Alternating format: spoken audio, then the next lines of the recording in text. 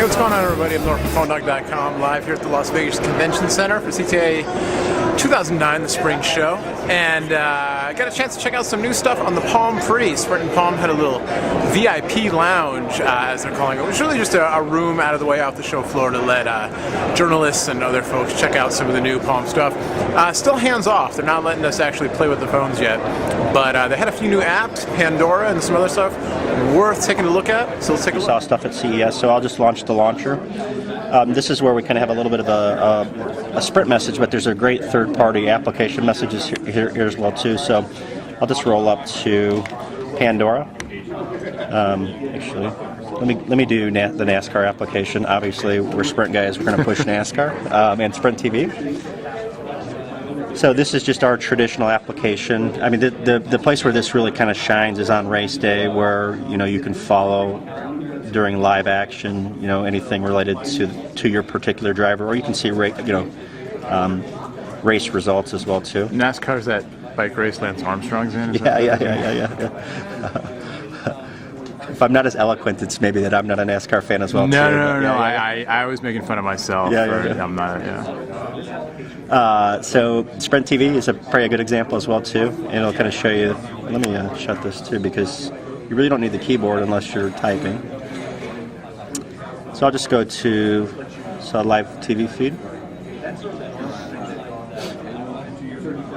Just pick Disney.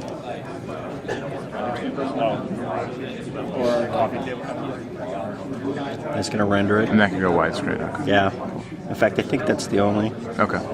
Does it have an accelerometer so it figures out when you're rotating it? Yeah, it does.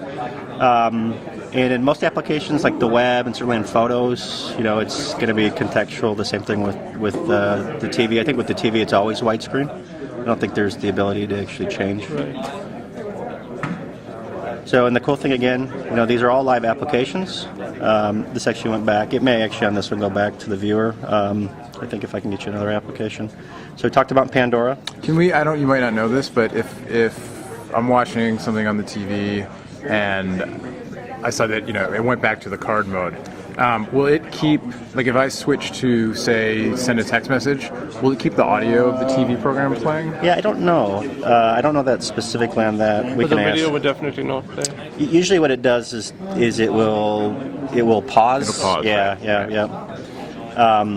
So there's a couple things that are kind of interesting happening here. So we're looking at the full screen, but you saw this notification. That's another thing that's really interesting about the device is kind of unobtrusive notifications. Mm-hmm. And I think a lot of the beauty of the third-party application developer story as well too is, as an app developer, I have the ability to really tightly integrate my applications with the functionality of the device. So you see this little P down here. I can actually pop that P up, and what it should do. See if I'm touching it right.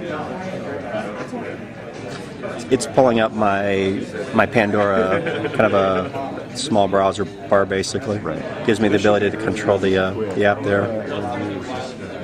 And then if you do that again, can you maximize that? Yeah, you can actually launch it. Yeah, you can actually launch the app. So it's running in the background. It's playing the song. Yeah. And then I've launched the full app. And the app is really, I don't know if you guys are Pandora fans, it's my favorite app of all times. Yeah, no, it's a cool service. Yeah. So really compelling. I mean, it's visually quite nice and works like Pandora at the desktop or anywhere else. So, a couple other apps. So how many of these cards can you have up and running at the same time? It's kind of dependent. If you really have real data intensive, it's going to slow down a little bit. We have people run 10 to 15 apps. So I think it's all dependent, and I don't think we've really tested or.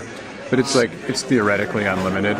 Yeah. But it's just. Yeah, there's no limits. Neither Palm or Sprint has put a limit to the number. It's going to be kind of constrained by processing power. Right. So.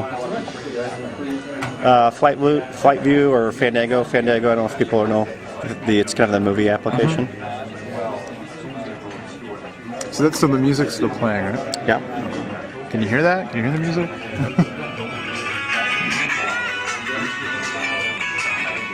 So what I've just done is launched Fandango while applications are running in the background as well too.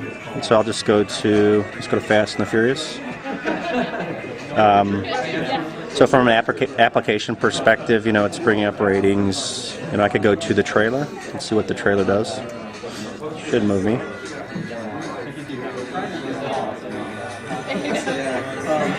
So the screen, it seems sometimes you got to tap it a few times before it registers. Yeah, I think it's more me than the screen itself, and it's I'm a little bit new to navigating, so some of the applications it's a little bit of a hold, touch and a hold.